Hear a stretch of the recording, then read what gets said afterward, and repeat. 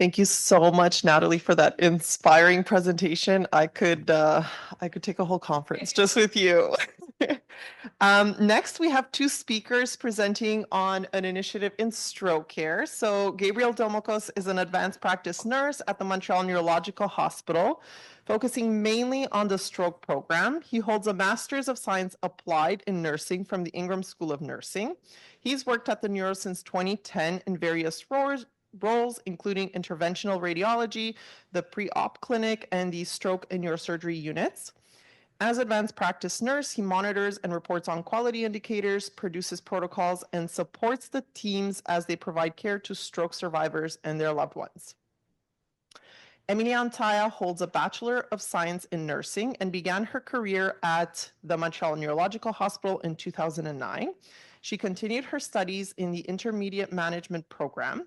She has held numerous positions, including outpatient clinic nurse, assistant nurse manager, and bed management coordinator, a role she developed at the Montreal Neurological Hospital in collaboration with various departments.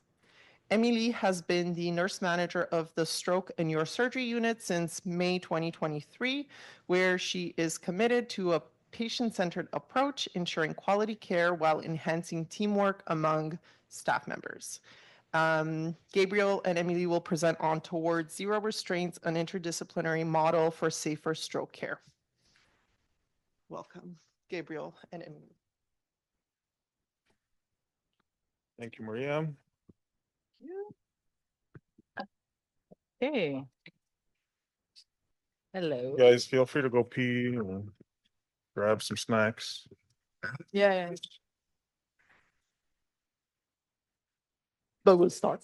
We'll start. Okay, so we're starting. So very happy to be here this morning with you. Very happy to be translating in French while I have to speak in English. So it's very fun. So Gabriel and I will talk to you about the work we did to reduce the use of restraint using a multidisciplinary approach. That was a project led by the advanced practice nurse, Gabi, here. And it's still in progress, but we have a lot of things to present to you, and I hope it's going to be as much as interesting as your presentation. Very interesting, very interesting. What do we do? Okay, perfect. Non, c'est pas ça. Oui, c'est ça. Oui, c'est ça. Oh, non, trop vite. OK. So first of all, no conflicts of interest to declare for myself and Gabrielle. And the presentation will go this way. We'll talk about the law here in Quebec and the reality we have at the Neuro related with the restraint and the work that was done, the work group, and the lessons learned.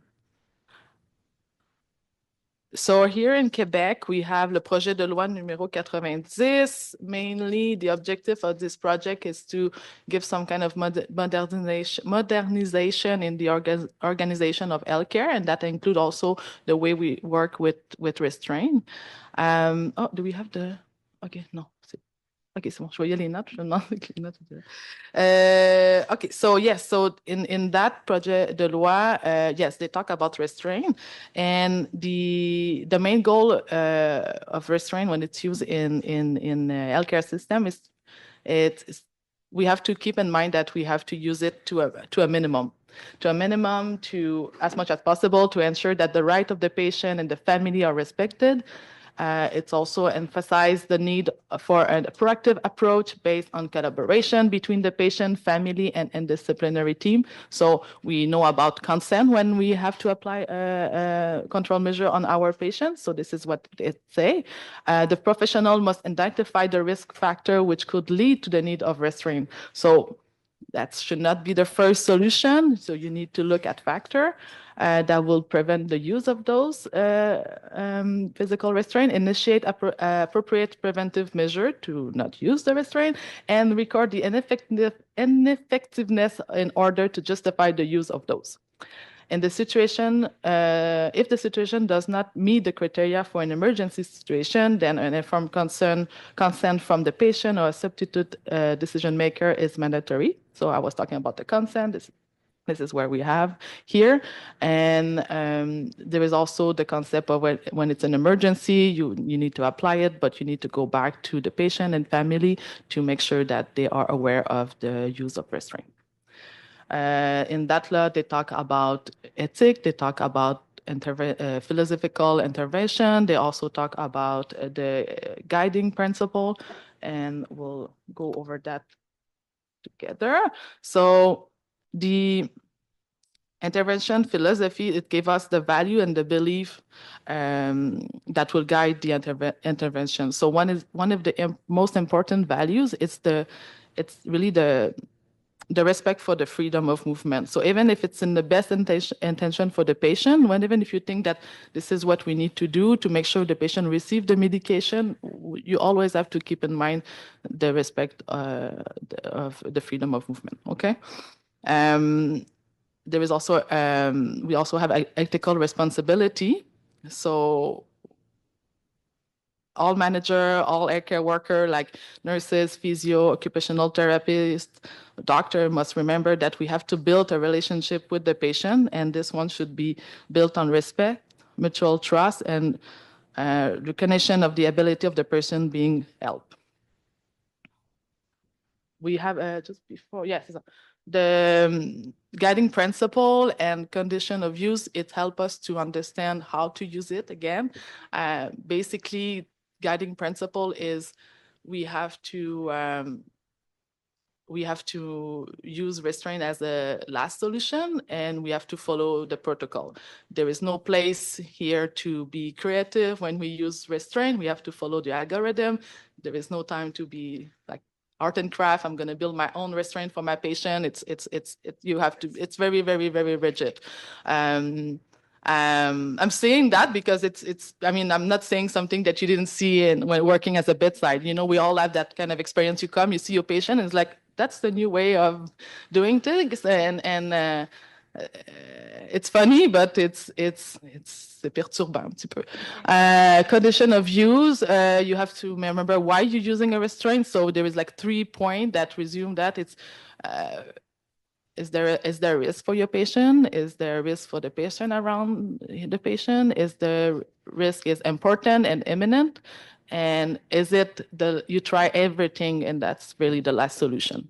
Okay. So that's the law that the Quebec gave us. So we have to follow this law here at the MUHC. So we have a protocol. We have a protocol, interprofessional protocol, least physical restraint. That was approved in 2008. It's 150 pages, 7 algorithms, 7 module electronic education courses. Each of them lasts 2 hours.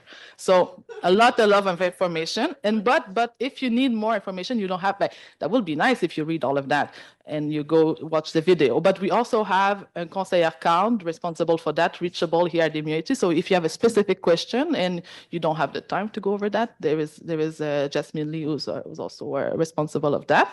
And you can go also see your manager or the Gabby or Heather. They can also help you to, give you more structure when you want to have when you have a specific question about the protocol.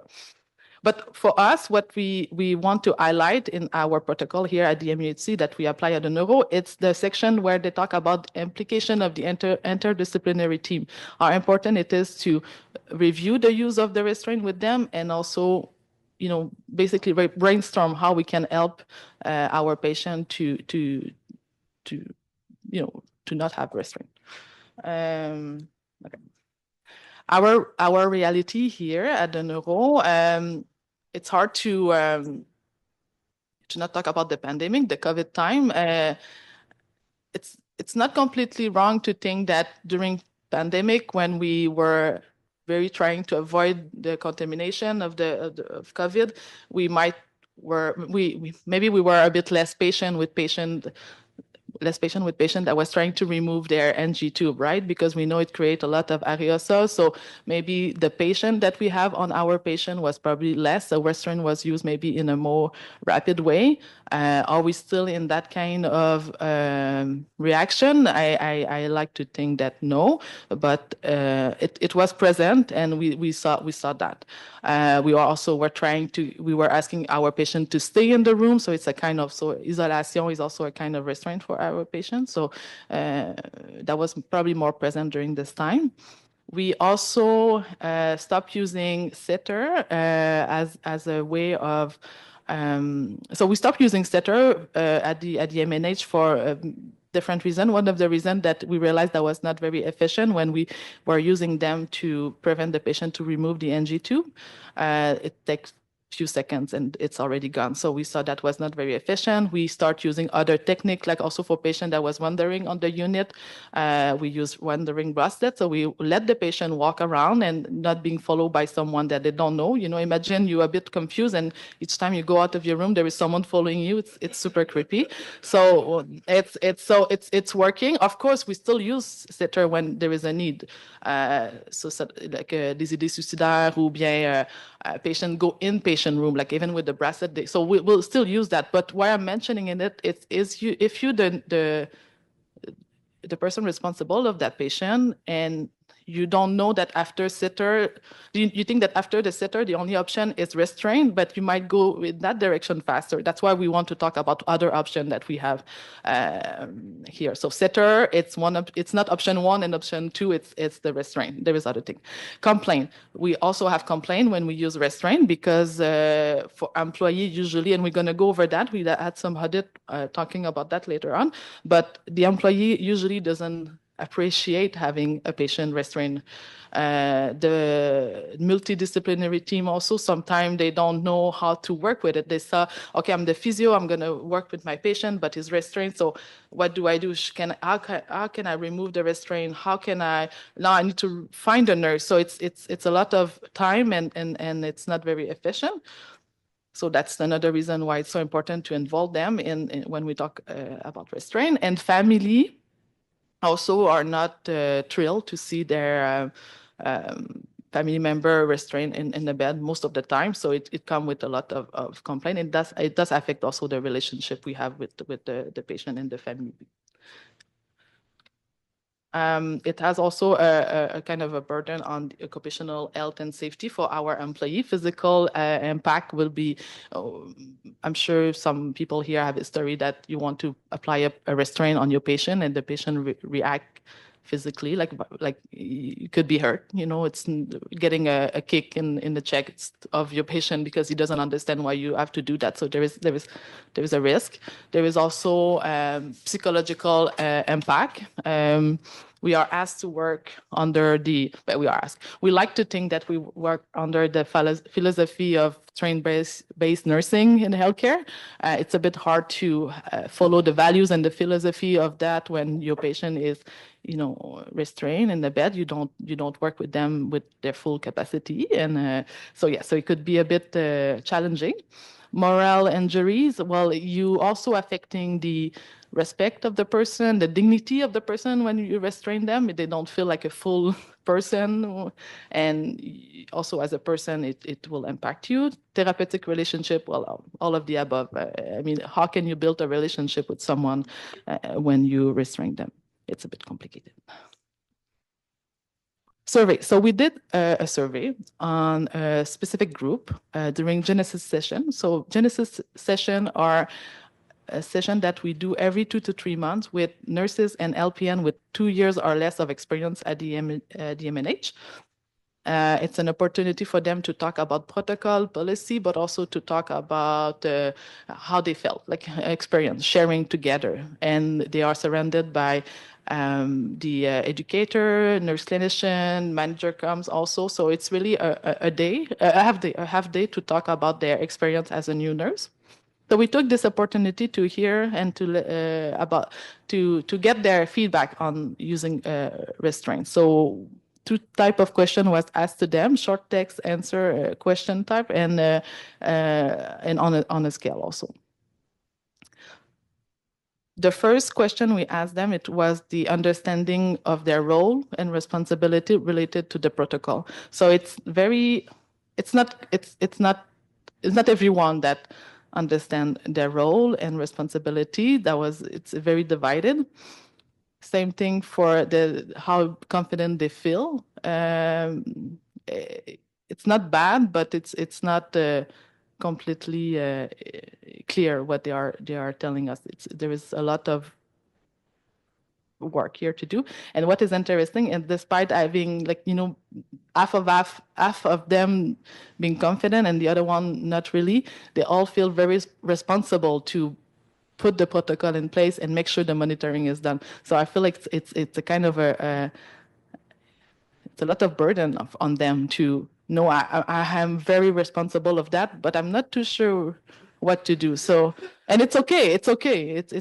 And same thing here, like receive sufficient support. This to me also, it talks a lot to me as a manager on the unit, like not having the support. It's something that we need to be able to provide to the team, and this is c'est vraiment très beige comme réponse. Like it's not, we need more. What I found very interesting, and this is the question that we asked, is how they felt about getting a patient that has restraint on, and we asked them to name emotion. We separate the emotion as negative and positive and other. So you're going to tell me, Emilie, there is no positive and negative emotion. Everything is important in life. It's okay. But for us to be able to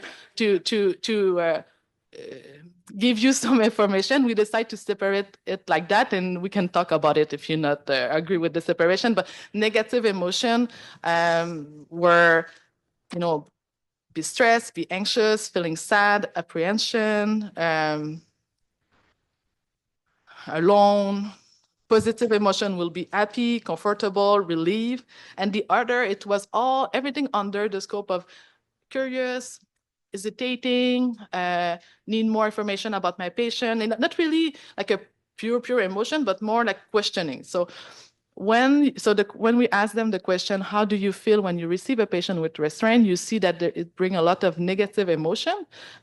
Some of them still feel very good about it because they feel more secure, kind of. And the other part, like the orange part is the positive one, and the brown one, the negative, and and the blue one. Non, c'est ça, oui, c'est ça. La négative, c'est le orange, puis le positif, it's the brown. No. So the big one in the orange, it's okay. It's the big one in orange. It's the negative emotion. So there is a lot of negative emotion, not a lot of positive emotion, but still there because people feel secure basically when we use restraint. And the blue one, it's more curious, not sure why. I need to have more information about my patient. And it's the negative emotion get bigger when you are the one that need to apply the restraint. The l'inconfort, it's bigger there. Not a lot of change for the rest, but more curious also. You want to understand more why your patient has restraint. So here, the other way around. How do you feel when you will remove the restraint? So people feel better, but still there is negative emotion. What's gonna happen on my patient? Is the fear. The fear is really present when it's time to remove the restraint. Also, that was an emotion that was repeated often.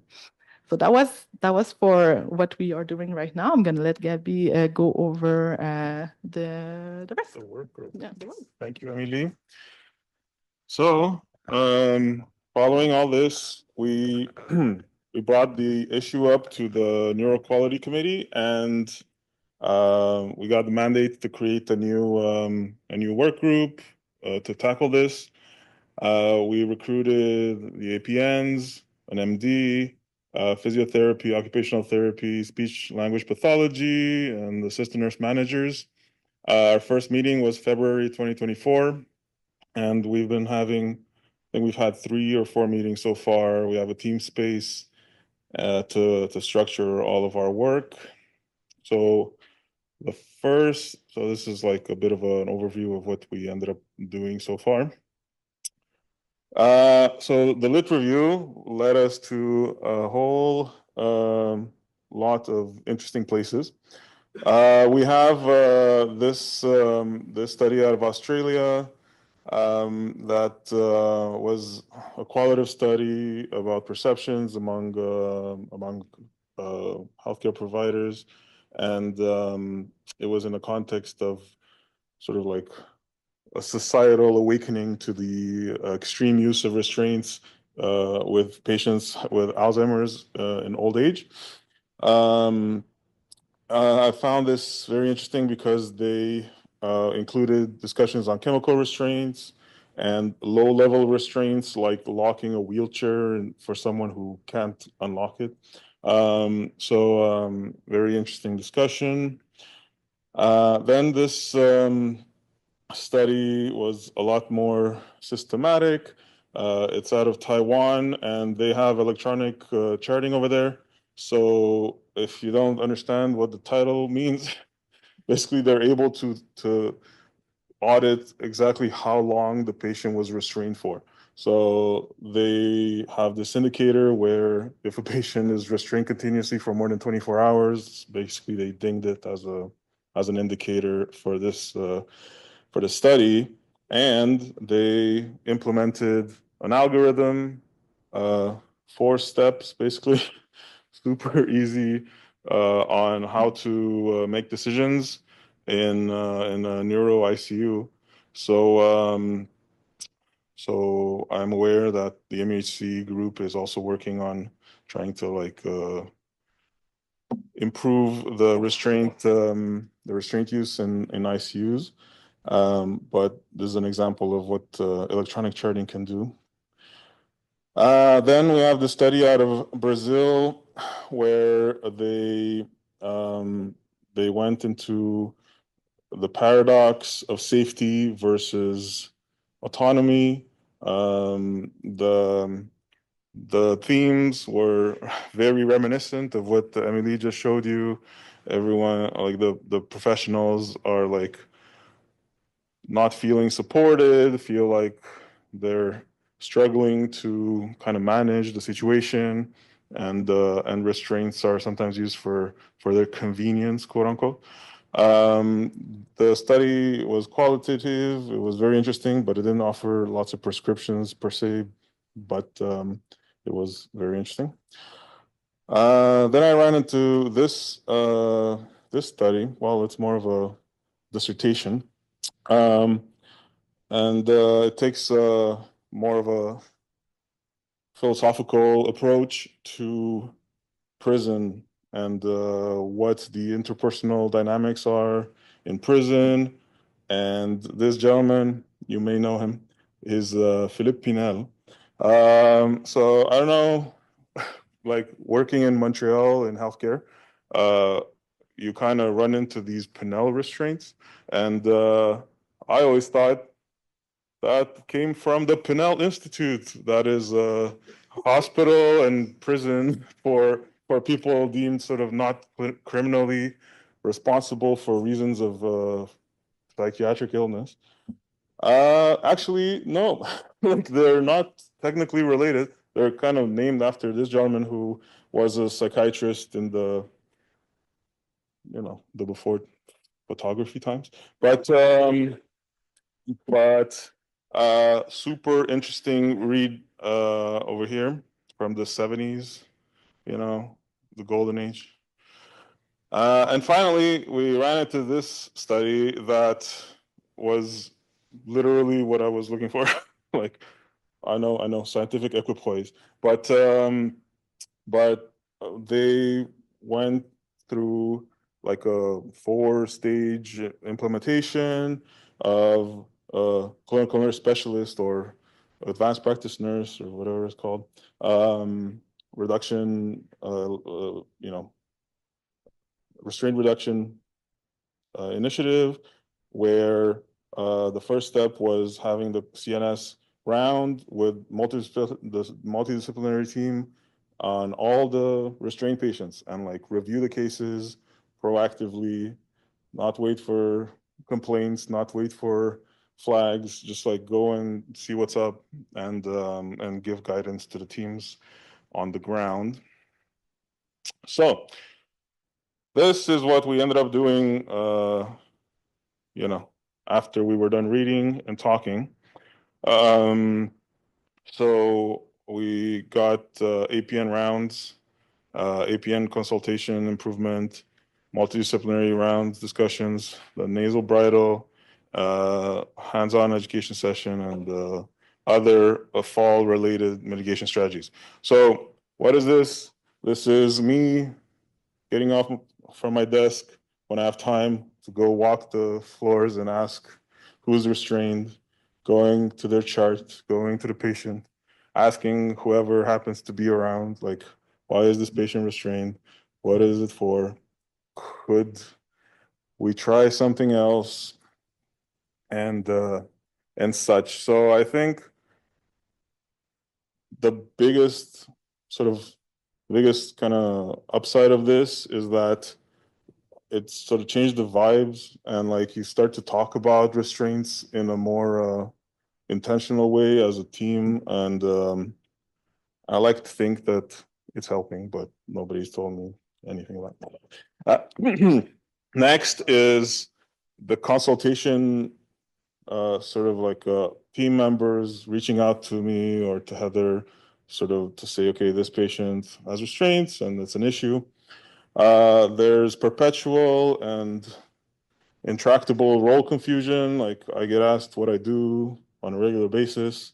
It's great, but we've always sort of kept to the talking point, for lack of a better term, that we are here to help with complex situations. And if a patient is being restrained, that's by definition complex. Please reach out. Like we've made it clear, and people have been reaching out. So since we started with this work group, since we started to get the ball rolling, various assistant nurse managers are reaching out. Various members of the multi-D team are letting us know. It's not systematic. It's not always. Still have to go walk the floors a bit, but like it's great, and like I feel like it helps me as an APN like build my credibility with the teams a bit. Like with the pandemic, we were not super visible because we didn't want to catch the COVID. So now we're a bit more. Like, I think it helps to bring us back on in the light, so to speak. Okay, so finally, there's like pre-scheduled multidisciplinary rounds at the Neuro. We've got daily rounds about stroke. We got weekly rounds about neurosurgery patients and neurology patients, and the restraints were always kind of part of that discussion, but usually when they started to get in the way of like discharge planning or like actual discharge, it's like, well, this patient, they could go to rehab, but they're restrained, so they can't. So it's like, okay, what are we gonna do now? I think we really tried to sort of change the pattern and have the restraint discussion happen proactively, like when the restraint gets put, instead of waiting until it becomes an issue for the discharge. And yeah, length of stay. We're all here trying to lower the length of stay. So here we are. I'm a big environmentalist, as Natalie knows. So my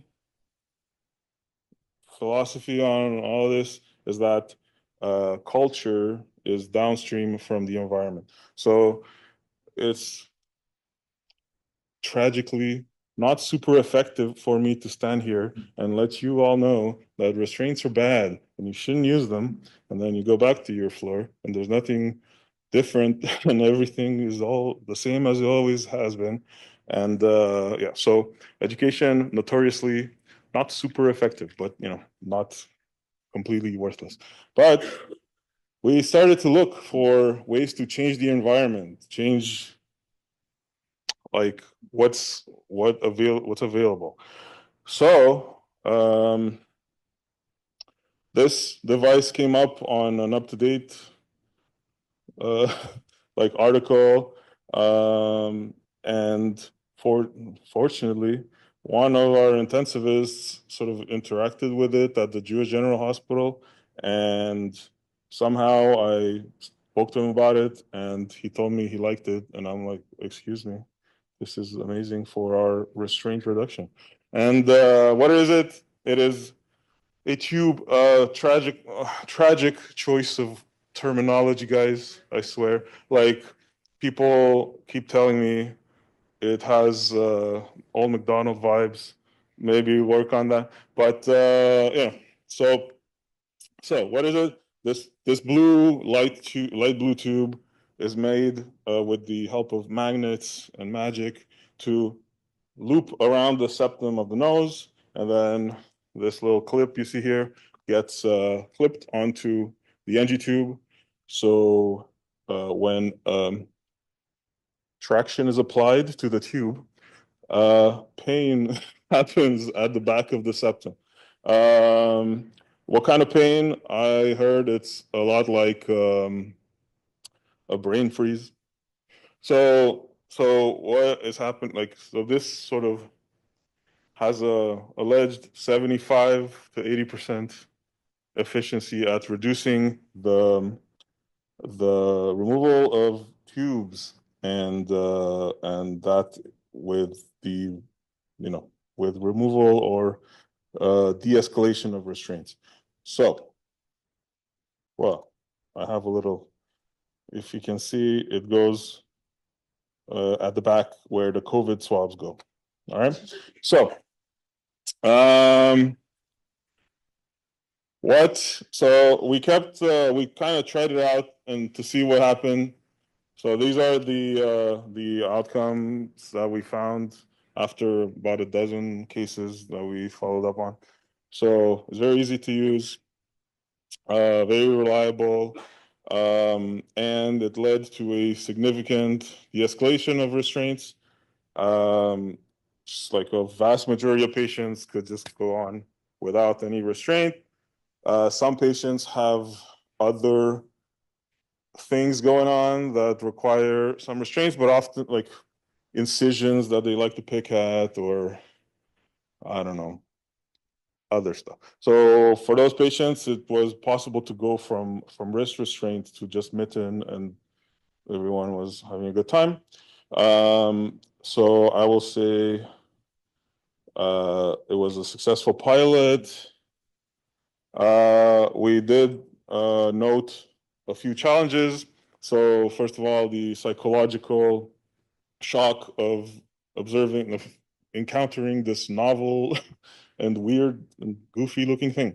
It was a bit of a struggle to convince everybody, but with a lot of patience and zen, we managed. A lot of courage from leadership, a lot of it, we started in February, and by August we were starting to pilot. So like it was not awful, I would say. So the monetary concern, the bridle is small but mighty, and it costs 130 Canadian dollars. So it sounds like a lot. However, tubes aren't $0. X-rays to re-verify tubes all the time are not $0. The length of stay implications of like the patient not having any hydration, nutrition, medication for extended periods of time is massive. And of course, the tangible and intangible costs of restraints. And like this is kind of what I'm trying to communicate to you guys, that restraints have significant costs that are tangible and intangible. Like, restraints are kind of like state-sponsored violence. So you gotta be super careful. That's why the law is so strict. But the reality is often not as ideal. The supply chain was a bit of an issue. The bridles are made in the States, so we're got our fingers crossed on that.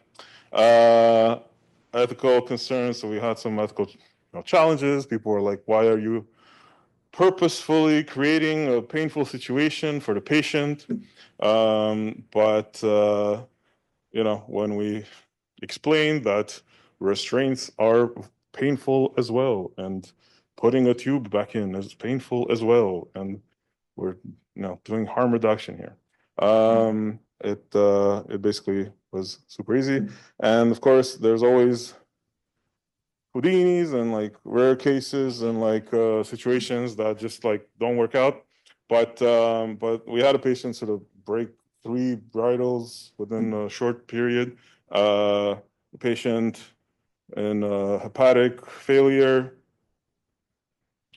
didn't bleed terribly, nothing terrible happened to them. It was fine. So we're very sort of relieved in a way that that when the patient pulls really hard, like it will sort of break before it does permanent damage. So the outcomes of this little initiative, the bridle use is now protocolized for the entire MHC. My understanding is that the Children's Hospital is now putting bridles on all their NG tubes because of a sentinel event that they had to deal with. So they're really going full on. It's a nurse-led intervention now, so there's no medical order necessary. We checked with the ministry, we checked with the order, we checked with like everybody. Like it's not a restraint in and of itself, even though it's a control measure technically, but it's classified as like a stat law, right? And we had the ethical discussions, and our recent restraint audits. So like the MHC does like periodic, sporadic audits on the restraint use. The Neuro always top of the class. The most recent audits, not quite top of the class. We were super pleased, very chuffed, as they say. So we have that to show for ourselves. All right, so once we had the wind in our sails and the bridle was good to go, we also organized a multidisciplinary restraint reduction hands-on education session. So this was as part of the genesis that Emilie was talking about. We invited multidisciplinary professionals, regardless of their seniority, to join the novice, or are they called novice now? The nurses during a genesis session that was specifically designed around restraints and the protocol. So we had the physiotherapists and speech pathologists tie up and get tied up. Apparently, they had a great time. So because the professionals were saying, well, I take 45 minutes to do my interview. There costs nothing to me to untie the patient while I'm checking their speech pathology and then tie them back when I'm done. So they wanted to learn. So like now they know, and knowing is half the battle.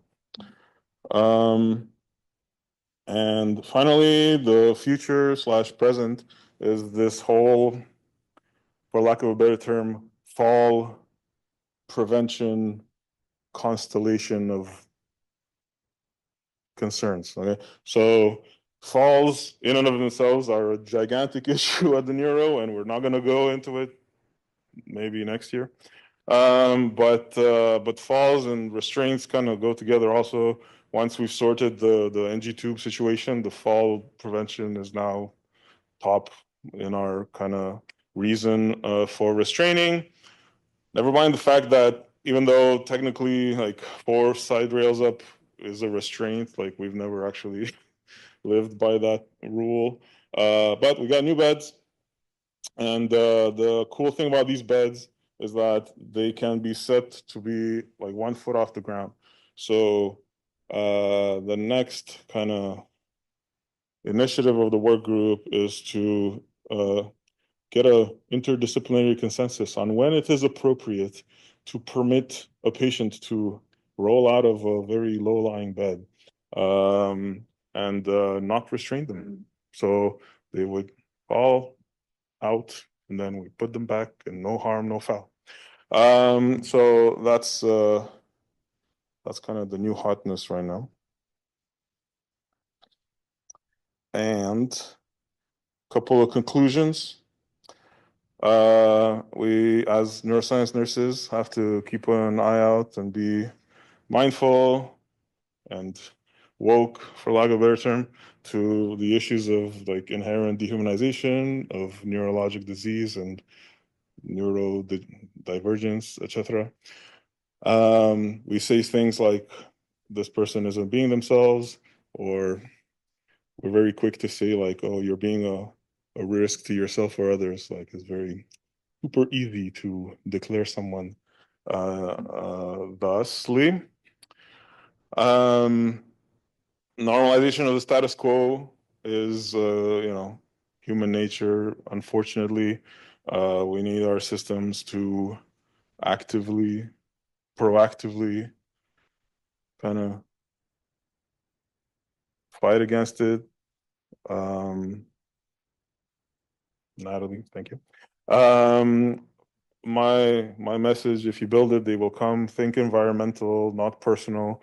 It's not the nurse's fault that the restraint is on, technically. Like the system sort of facilitates certain behaviors and disincentivizes other behaviors, and the system is the environment. So, and if we can start to think community, not individual, I think we're gonna make it through the next 3 years. And super duper important, remember to consider the occupational health and safety of professionals, because if the professional isn't feeling safe, your patient isn't safe, and it bears repeating. Thank you all.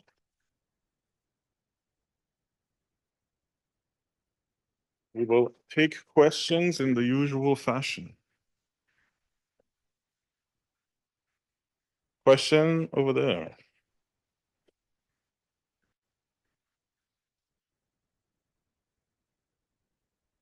Hello. I'm just curious. I think you implemented it in the ICU as well, right? The neuro ICU, the bridle. Yep.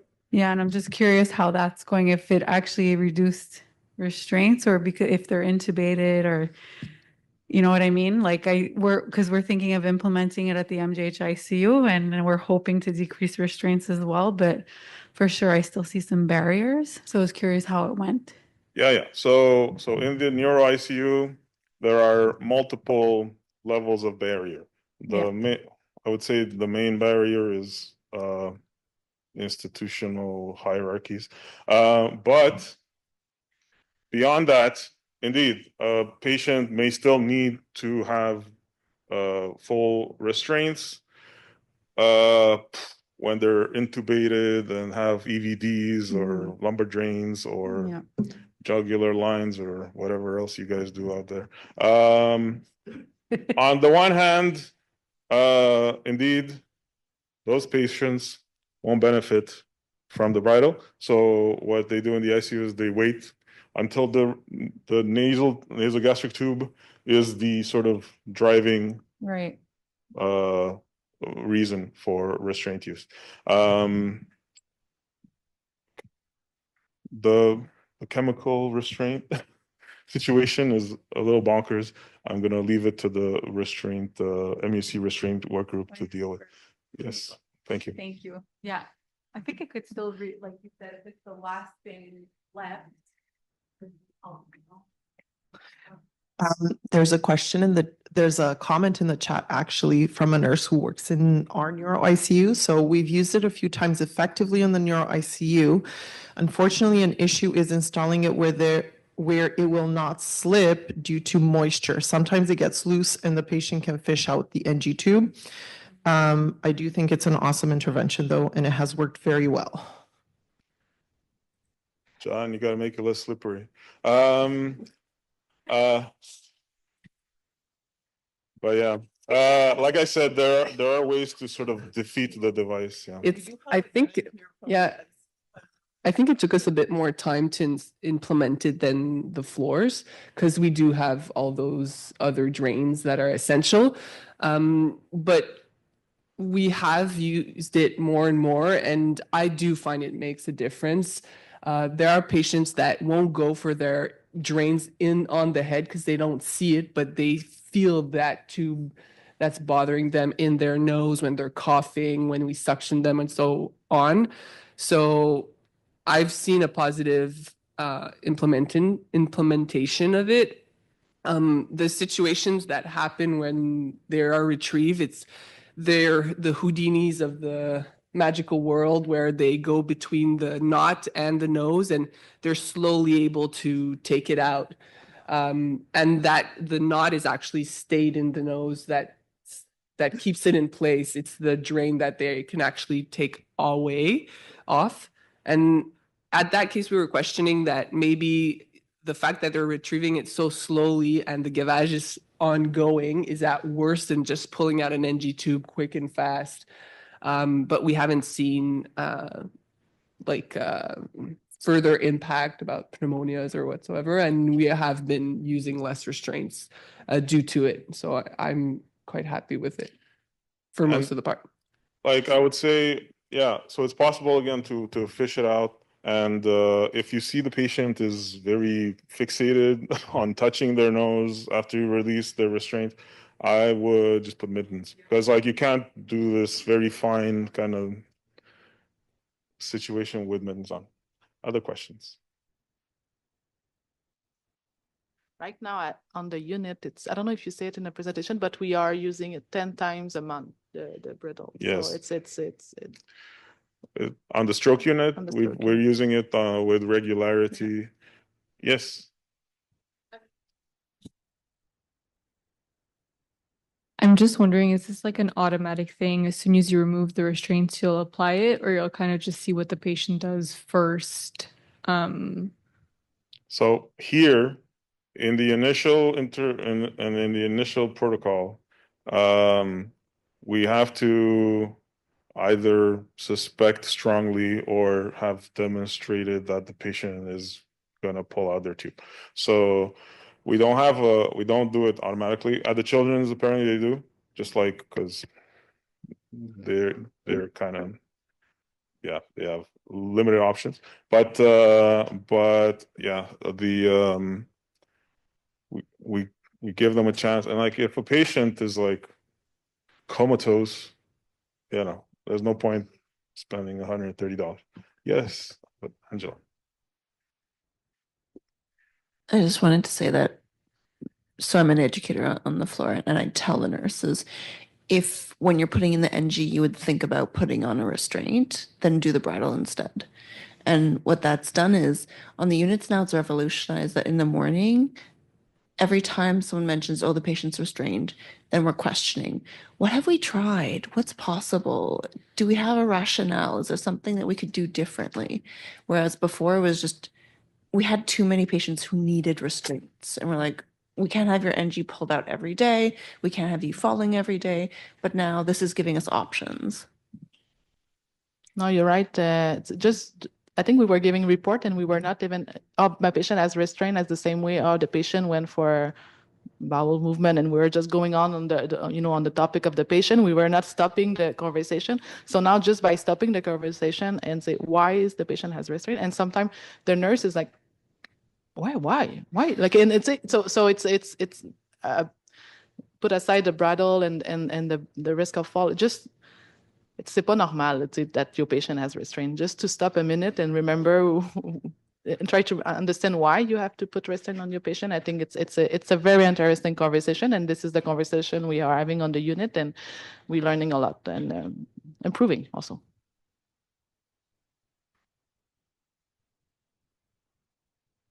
Any questions in the chat? We're good. Hold on, microphone. There's a comment in the chat that talking about the collective order and that some nurses might be unaware of the collective order. It's not a collective order. It's just a protocol, like it's a procedure. It's like putting a stat lock. So it's a protocol. The nurse doesn't give herself the order to put the bridle, just decides in her head. So, but yeah, many in certain areas, physicians have insisted that they be given final say and give a medical order on the use of the bridle. Yes. Other questions? Thank you. Thank you. Merci. Thank you all.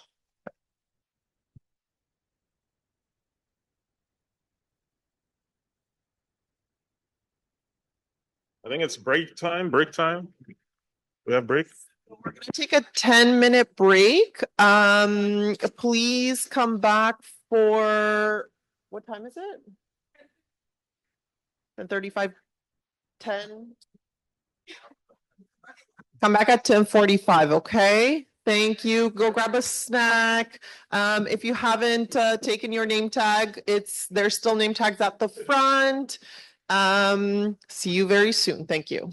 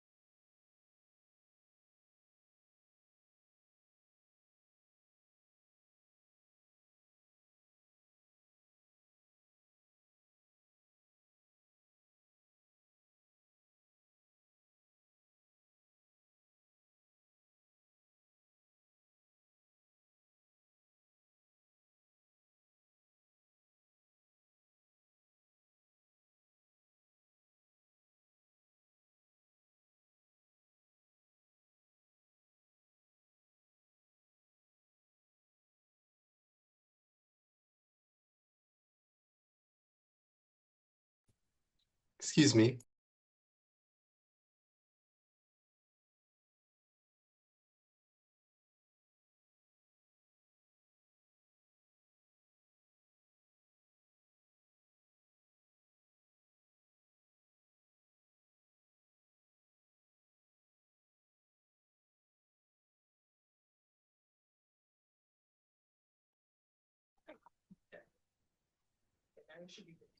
All right.